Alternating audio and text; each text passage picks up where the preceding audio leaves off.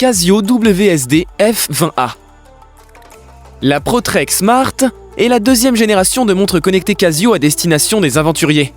La WSD F10 était dépourvue de GPS, un handicap quand on se destine au marché de l'outdoor. La WSD F20 récupère donc une puce GPS et intègre le label ProTrek, la série mondialement connue des montres Casio de trekking. Avec une base logicielle Wear OS, anciennement Android Wear, qui délivre les fonctions connectées, des capteurs et outils dédiés à une pratique rando, trekking et sport d'extérieur, la ProTrek Smart se démarque des autres montres connectées. L'utilisation d'une montre Wear OS avec un iPhone, ce qui est mon cas, introduit quelques limitations par rapport aux fonctionnalités disponibles avec un téléphone Android.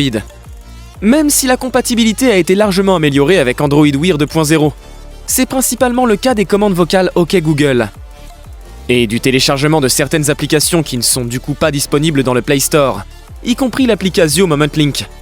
La possibilité de répondre aux messages directement depuis la montre ne fonctionne également qu'avek un smartphone Android. Tag Heuer Connected Modular. En mars dernier, la marque suisse Tag Heuer lançait sa troisième génération de montres connectées, avec toujours pour objectif de bousculer les codes du luxe et de la tech. Dotée d'une fiche technique intéressante, mouvement Qualcomm Snapdragon Wear 3100, caractéristiques 512 Mb de RAM, Wi-Fi, 4 Go de stockage interne, un boîtier de 45 mm en titane, un bracelet Nubuck Kaki, caoutchouc noir, partie sport, cadran AMOLED de 1,39 pouces, de 400 par 400 pixels, une étanchéité de 50 mètres, son cœur est le processeur Qualcomm Snapdragon Wear 3100, et sa batterie a une capacité de 430 mAh. Cela offre une autonomie de 25 heures en usage normal, avec 1 heure d'activité, et de 6 heures pour un usage sportif, GPS, fréquence cardiaque et musique. Il s'agit de son seul point faible selon moi. Car j'aurais aimé une autonomie d'1 semaine pour pouvoir partir sans chargeur un week-end par exemple. Toutefois, la montre se recharge en totalité en 1h30 à peine, ce qui vient contrebalancer ce point négatif. Son système d'exploitation est le Wear OS by Google.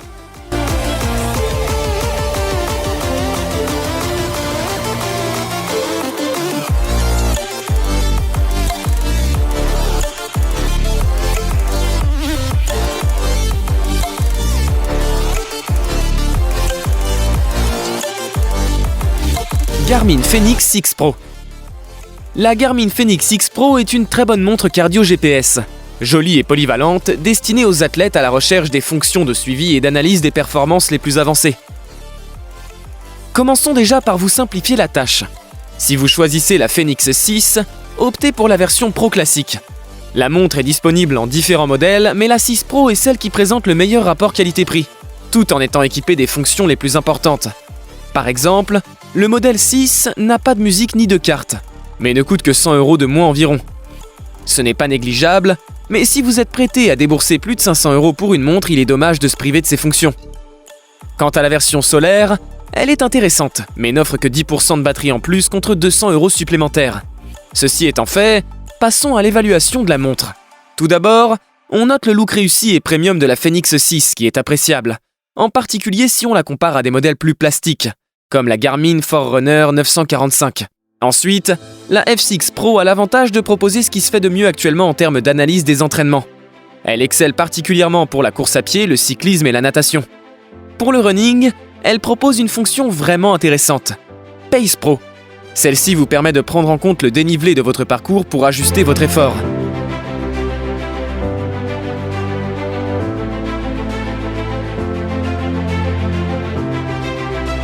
Garmin Swim 2. La Garmin Swim 2 permet de suivre précisément votre activité dans l'eau. Que vous nagiez en piscine ou en eau vive, c'est une montre connectée de natation avec un GPS de haute qualité, qui enregistre de nombreuses données.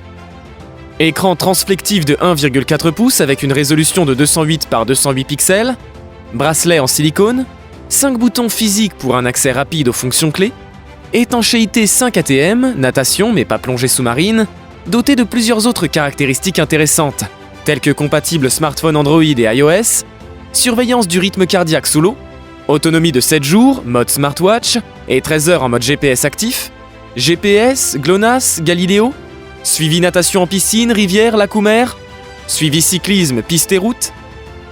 Si vous voulez l'acquérir, vous trouverez les liens d'achat dans la description ci-dessous. Suunto Traverse Alpha. Certaines personnes aiment le trail comme passe-temps ou comme forme d'exercice. tout en poursuivant d'autres activités pratiquées en plein air, comme la randonnée pédestre, le camping, la pêche ou la chasse.